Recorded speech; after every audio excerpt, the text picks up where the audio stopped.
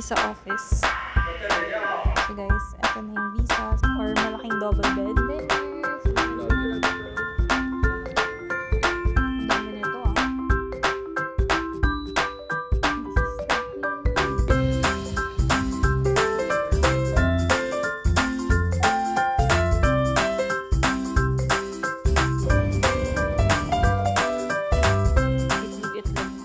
Guys, come fly with me to Bishkek, Kyrgyzstan! So, part 2 na nga ito ng ating Central Asia trip. And nandito tayo ngayon sa Almaty International Airport and mag-fly tayo via Air Astana papunta doon. So, ang flight natin is around 50 minutes lang. And time check, 1:13 p.m. And ang flight natin is 3:55. So, hindi naman kailangan sobrang early pero nandito na tayo ng medyo maaga. Medyo nakapagod tong trip natin dito sa Kazakhstan. Nakatulog naman kami ng mahaba last night. Pasok na nga tayo ng airport. Daan tayo ng immigration, tingnan natin kung gaano katagal. So, ito nang agad guys yung boarding pass natin. And of course, we need our passport. So ito yung check-in counters guys. Hindi natin kailangan kasi hand carry lang tayo. And punta na tayo sa departures area. Time check guys, it's 1:23 and tapos na tayo sa lahat. And ang boarding gate natin is 2:05. So, dito na to. May duty-free area din kung gusto nyo pa mamili before your flight. Tapos, medyo mahigpit lang yung security nila pero mabilis lang din naman. Simply na-remove everything, chinek pa yung boarding pass ulit and passport. So, story time pala guys. Originally, hindi talaga namin plan mag-fly. Dapat magla-land travel lang kami. Kaso, nagkaroon ng problema with our visa. Kasi if di nyo pa alam, hindi tayo visa-free doon. Kailangan pa rin kumuha ng visa. So, nag-apply ako ng e-visa parang 10 days before our trip and nireject siya kasi mali daw yung application. Hindi na kasi aabot if mag-a-apply ako ng another one na e-visa. Kaya sabi ko, mag-fly na lang kami. So, nag-book ako last week lang din ng ticket and inabot ng 6,000 pesos each for this flight. Tapos, e-visa naman is $50. Visa on arrival na lang. So, I suggest ganun na lang din gawin ninyo just to be safe. Or kung gusto nyo i-risk, mag-apply kayo ng super early kasi pwede pa naman i-edit yon. Basta tama yung ma-applyan ninyo. Tourist visa. Huwag nyo na sundin yung mga nandyan online na sa PAR visa kasi ibabalik lang din yung application nyo. Tapos ngayon, on process yung pagpapa-refund namin ng visa pero baka malaking possibility na hindi na yun ma-refund kasi yun yung nandun sa website nila na non-refundable na. Starting May 10 kasi guys, binago na nila yung process and nagkaroon na ng tourist visa. So yun na applyan ninyo. Kasi doon di nyo na kailangan magpasa ng letter and everything. So ngayon nag-iisip pa kami kung magla-lounge ba kami kasi meron dito and maaga pa kasi. Tsaka para makakain pa kami before our flight since mamayang hapon pa yun. Eh hindi pa kami nag-lunch. Punta muna tayo guys sa X-Time Lounge. Pwede dog. Dito ang lounge. Sa may left side to ng passport control. Please makapag-lounge muna tayo. So, dito kami pumesto guys para kita namin ang flight info. Tumyorn. Meron silang pastries, may chicken curry, wow, musaka beef. Uy, wow, parang ano to, lasagna, oh. Wow, may mandu. Uy, manti pala tawag nila. Ano soup? Aray ko. And this is their matatamis. Sa kaya yung kape? Parang mas gusto ko magkape. Wow, ito cold cuts mga papapakain niya ni Idol. Nakita niyo yung olives niyan, tsaka itong mga yan. Mamaya kalahati na lang. Ito ang salarin. Mali kayo nang pinapasok. Sarap mag-lounge. Cut out sa east-west. Sana going 20 na. Nakasama ko yung mga random sa paligid. Kasi ito yung drink area nila. Wala siya masipat na Coke Zero. Pero meron sila. Kuha lang ako ng coffee. Guys, let's get cappuccino and macchiato. Tapos na.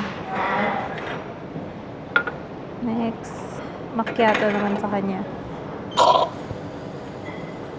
Galit yarn. So, wala pala akong mic kanina guys. Pero kumain na kami. And ang sarap nito, green apple juice. Tiramisu cake. Tiramisu lang pala. Walang cake. Sarap. Yum. Sparkling water ang kanyang nakuha. Mukhang walang available na hindi. Or baka dun sa normal dispenser lang. Sasabog to sa aeroplane. Time check guys. It's 3:17 and boarding time na. So baba na tayo. Our gate is at 2:05 A. Dito rin tayo kanina. Boarding na. So guys, binigyan tayo ng physical boarding pass. Kaming dalawa lang yung nag-online check-in. Lahat sila may boarding pass na. Dalawa lang kaming wala. So So, ito guys yung business class. Guys, nakaupo na tayo. And meron silang earphone na kasama. Giveaway daw. So, I think gumagana naman yung infotainment system nila. Wow! Pwede mo, anong games meron? Sudoku. Meron. 2048, favorite natin yan dati, di ba? Ay, high school pala yun. Malaro din natin ito ng college. Maluwag din guys yung seats. Yan nga. Meron kakalupit. Laro muna tayo habang tayo ay next game.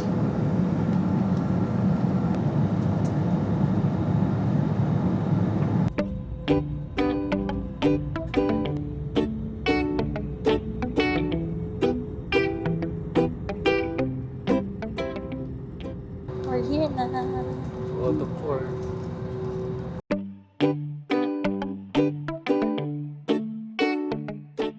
So guys, sobrang bilis lang ng biyahe. Nandito na kami agad. Kuha muna tayo ng visa dito. Visa office.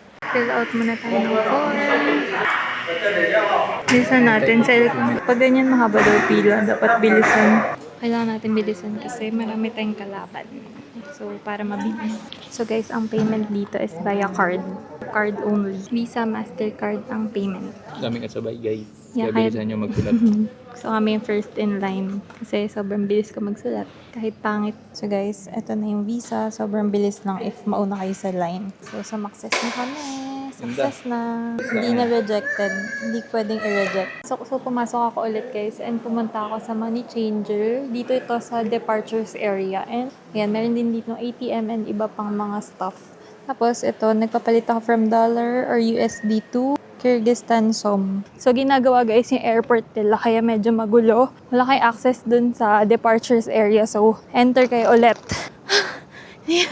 Sobrang gulo ng mga tao dito guys, parang Pinas. Buti na lang, batak tayo. Ano lang kayo, resting bitch face, tapos straight ahead lang yung tingin ninyo. As in, huwag niyo sila pansinin. Kasi ang kulit talaga, as in gano'n sila. Toxic. Toxic. Silipin yung cellphone nyo. Oo, titingnan sa matupunta. Ganon. So, malalaman nilang turista kayo kasi nag-ano kayo, Yandex. Ay, hiningal ako sa pagtakbo sa kanila. So yan, lakad tayo medyo malayo kasi yun nga, ginagawa airport nila so walang access yung mga outside taxi or outside cars sa loob. So guys, nakakuha na kami 917 som. Kabrahangin. Whee!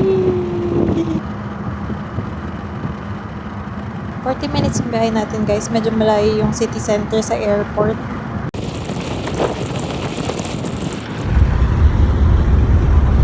So guys, touchdown Kyrgyzstan. Nandito na tayo sa ating hotel. This is Viva Hotel and pakita ko na lang sa inyo yung labas niya later. Medyo nagkagulo kasi walang panukli yung Yandex namin pero tinulungan naman kami ng reception. And ang ganda ng room namin. Insert ko na lang dito how much. We booked this via Agoda. And meron tayong promo code dyan na Summer Agoda for 8% off. So, lagay nyo lang muna siya sa coupon nyo. Collect nyo muna para magamit ninyo. This sa hostel, pero yung nakuha namin is private room. And ito yung banyo. Ang ganda. Ayan, naka-enclosure din yung shower. Merong bidet. Ay, wow, may bidet. So, meron din tayong blower.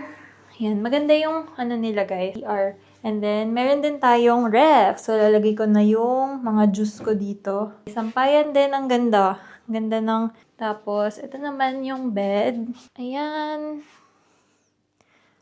I think this is, queen or malaking double bed kasi malaki siya. And meron din tayong mesa, TV, and of course, aircon. Tapos, ang maganda dito guys, nire-remove yung shoes sa labas. So, no outside shoes allowed. Meron silang pre-provide na slippers. So, baka mag-chill na lang kami for today kasi bumiyahe tayo, diba? And medyo nakakapagod yun. Actually, hindi. Parang nakiupo lang kami dun sa aeroplano sa sobrang bilis ng biyahe. And, ayan, update ko na lang kayo later. Time check guys. It's 7:57 p.m. and nakapag-settle down na kami.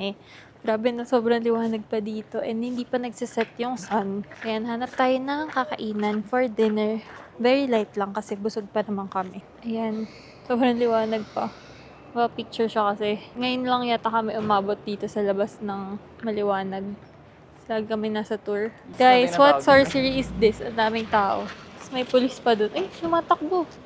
Matakbo Ming, parang may shooting siguro. So guys, first look of the city. Medyo sobrang daming tao. Pakita natin. Medyo o sobra? Sobra. Ang nafe-feel naming vibe dito guys ay pwedeng Quiapo, pwedeng Baclaran. Tempered glass. Pa-tempered glass ka, may ukay-ukay din. Tapos, ayan, may mga nagtitinda sa tabing daan, which is very wala sa Almaty. So dito tayo guys, bibili ng dinner. So parang tabi-tabi lang. And then meron silang hotdog and shawarma, yung binili namin. So, ganyan siya ginagawa. Parang ano din, doner. May fries din. Pero parang white sauce na hindi na ano. Uy, fucking dami. What the? Nag-vlog ka. And hanap naman tayo ng Coke Zero dito. Guys, try na natin ang kanilang shawarma. But first, Coke. Ayun, may sticker. Kaya may ganyan. Di ganun kalamig. Sobrang laki na naman. Grabe sila dito, guys. Yung isang ganito, hati na kami. Yun lang yung appetite ko talaga. Ang kapal po. Mas makapal kasi sa doner nila, Min. Pero hindi na crispy. Shawarma na nga siya. Ang harap na white sauce. And nakita nyo, sobrang dami nila maglagay ng laman. Next, hotdog bun. May nuggets pa kami. Makunat. 14 pesos isa. Walang sauce. Ito na siya. Chicken nuggets. Sarap to may sauce. Overall, I like their shawarma here. Let's eat besh barmak, yung national dish nila. Nakapag-order and buy na kami guys. Medyo ano lang yung communication. So, dapat meron kayong translate app na hindi naglo-load. So, medyo nagkagulo. Ayan, parang mom and pop shop siya. Pero ang daming kumakain and hindi ko napapakita. So guys, we're gonna eat the besh barmak. National food nila. Besh barmak. Barma. 1,000 per. So, may sinerve din silang ganito. So, baka maanghang. And for our drink na binuksan ng kutsara. Apple. Ay, parang pear. Pear flavor.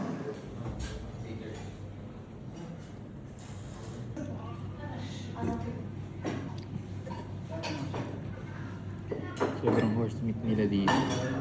Central Asia, no? Let's eat, guys. Iba yung pagtingin nila sa atin. Kaya nga, ginagawa kami ano, guys. Ano yun? Scenery.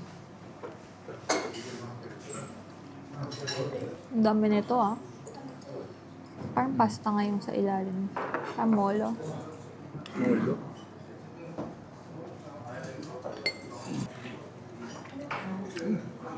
Ano? Tili. Dami nitong laman doon. Ano to? Horse meat. Horse meat. Masusim nga to doon kay Tropa. Mahal lang yun ah. X5 yun Iba eh. mahal nun eh. Ito sobrang dami na. Baka, kaya nga sabi ko mura dito na natin itry. X5 yun. Sa kanya. Like, sobrang dami horse meat. Familiar na ako sa lasa ng horse meat eh. Alam ko na yung lasa niya. Parang may hininga. Ganito guys yung itsura ng horse meat. 100 daw to. 70 pesos. Pwede na rin. First, besh barmak here. Guys, di naman nila sinabing pang pesta yung serving nila. Like, good for siguro 4 people to. Ito pa nga alok. Kasi hindi sila nagsiserve ng, nagbibigay ng plate. Parang masarap siya kasi may sabaw-sabaw, no? Parang mami na concentrated yung lasa. Grabe dami laman. Nung nakita ko sa iba, mas marami yung pasta kaysa yung meat. Ito mas marami meat. Grabe meat. Ang dami. So, bumibili kami guys dito sa local grocery. May Kazakh chocolate din and Alpen. So guys, nag-order na kami ng Yandex for 207 som. So next stop natin guys is State History Museum or parang National History Museum nila. From there, ikot-ikot lang din tayo dun sa mga square nila, ganon. Let's go! So guys, we're here na sa National History Museum and nasa likod na rin natin yung park. Tingnan natin nga anong name. Ito na ang Alatu Square. Alatu Square. nandito na rin tayo.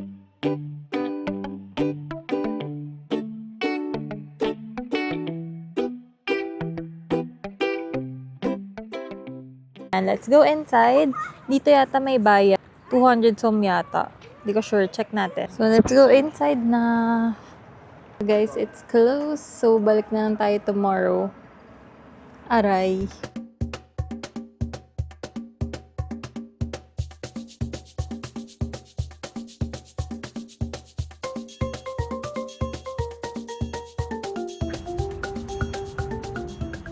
So guys, bumibili kami dito sa tabi-tabi. Try lang. Hindi nga lang namin mahanap ano siya. Tapos nabili namin nasa gitna. Lasang peach iced tea. As in yun na yun. Pero sarap. 40, Pwede magkano na. yun? 20 28. So padaan kami dito sa parang may ano sila, may pa-event. So may mga food truck, may mga kung anik-anik. Pwedeng pumasang Pinas. Dami tayo niyan. Pero may year to. Masusura ka dyan. Dinala nila dito yung yurt to. Tamang chismis lang siya. Dinala nila sa city ang yurt.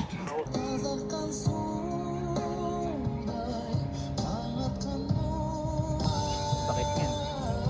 Sakit rin ako dyan.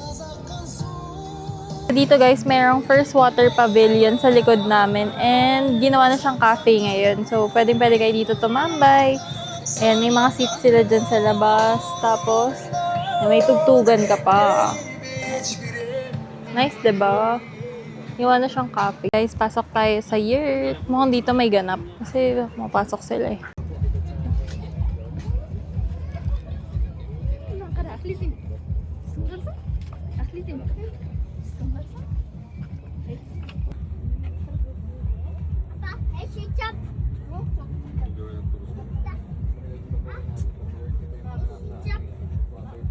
Niyaga kami pumasok guys. And this is the view.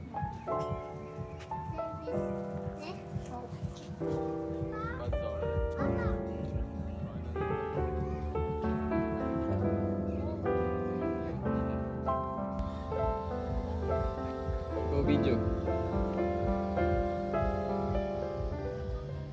So guys, dito na rin banda yung oak tree or oak park nila. So yan, mga oak tree yan. Pero green na siya kasi summer na. May yurt ulit.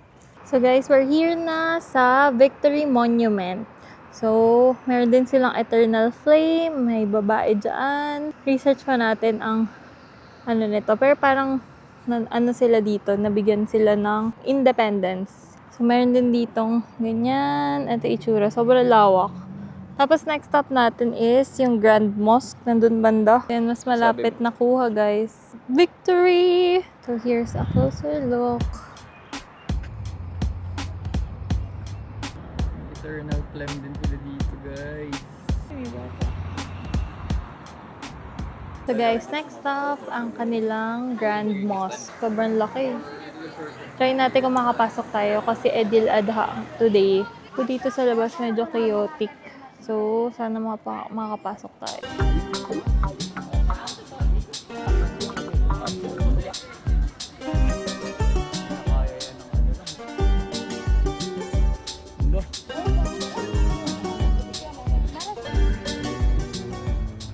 Dito na kami sa Grand Mosque. Try natin pumasok kasi dun no, merong anuhan ng sapatos. So, ito pumasok sila. Pero pumapasok sila, wala oh. Ang dami nila.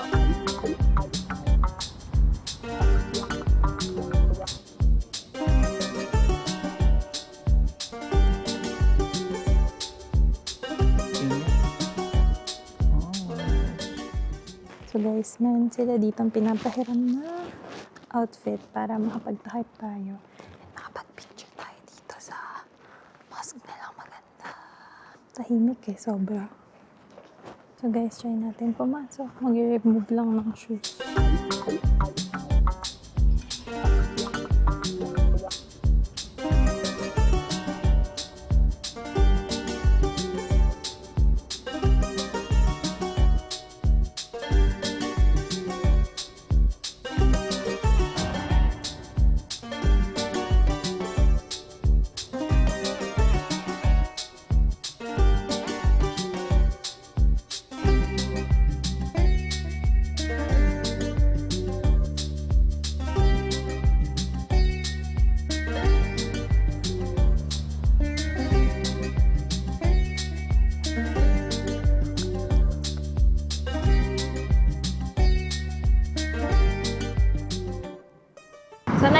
natin guys, coffee muna tayo dito sa Silk Road Cafe. Ito yun?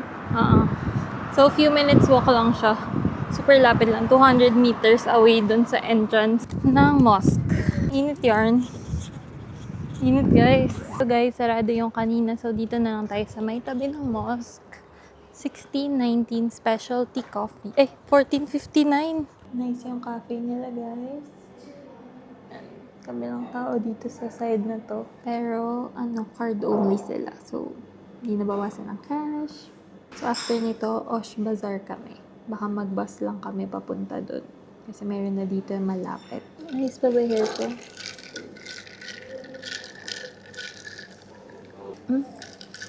Sabi naman, tinamisan naman to. Iba yung lasa ng gatas nila. Nahigop ko pala lahat ng matamis. Ang sarap yung coffee nila. Berry lemonade. Walang kiwi daw eh. Grabe naman to. Grabe to, Ming. Ang daming ko anik-anik. So guys, sumakses tayo sa bus. 20 som yung bayad.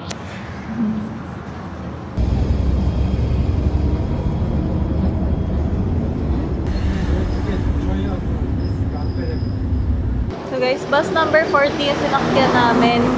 And then, dito tayo bumaba sa bus stop na malapit sa amin. Pero palayo tayo kasi we're going to Osh Bazaar. So ito yung malaking parang shopping mall nila na mukhang Yan ba yun? DV Pupuntahan Mall natin. sa loob. So mainit na dito ngayon guys. As in, sofer. So, lakad tayo papuntang Osh Bazaar. Ito na ang malapitan ni Bepeket. Daan tayo sa loob. Kung may daan. Ito yung sasabihin mo pag pag gusto mo na patulugin yung bebe mo. Bepeket. So dito guys, mukhang bilihan ng gold. Ikutan lang natin. Tagusin lang natin dito. Ayan, may mga gold. So guys, dito na ang Osh Bazaar. Asan? Dito tayo daan. Dito pasok tayo. Guys, yung nilalakaran namin, parang close to Divisoria na siya. Pero mukhang doon pa sa unahan yung main. So, nakakita na ba kayo ng Micromatic sa ibang bansa? Dito lang yan. Bazaar. Parang ano lang. Yan yung kinakamay na bread. Divisoria lang guys. Guys, kamukha lang oh. Feels like home. Ito din yung mga bilihan ng spices. May ganyan din doon. Tapos mayroon din yung mga steepers, gano'n. Grabe guys, very similar. Ito dito talaga yung mga locals pumupunta eh. Yung mga, hindi ko alam ano to, itlog-itlog. So guys, puro mga goods lang naman dito. So kung gusto niyo mag-check ng mga binibili ng mga locals, gano'n, pwede kayo dito pumunta. So sobrang dami, may mga merch lang, ganyan, pang everyday life na things like tissue, very very tiyanggian, very palengke ang vibe. So guys, marami din dito ang nagtitinda ng SIM card, tapos kailangan natin magpa-print ng visa natin. So, dito tayo sa printing shop. So, sa second floor daw guys, get tayo. Init sa labas, grabe. So, pa-print tayo guys. Meron dito malapit sa Osh Bazaar. So, sinasend lang namin via WhatsApp. So guys, nakapagpa-print na kami. Yay! 40 som yan. Pero wala kaming barya. Discountan kami 5 piso. Wala, pinambayad namin ng bus. So dito guys, may lagayin silang shoe locker. Tapos pasok tayo. Naka-remove ang shoes. Tapos maganda rin dito, may water dispenser. So underwater na tayo. And ito na ating loot. Ang napaprint at chips at Coke, sorry.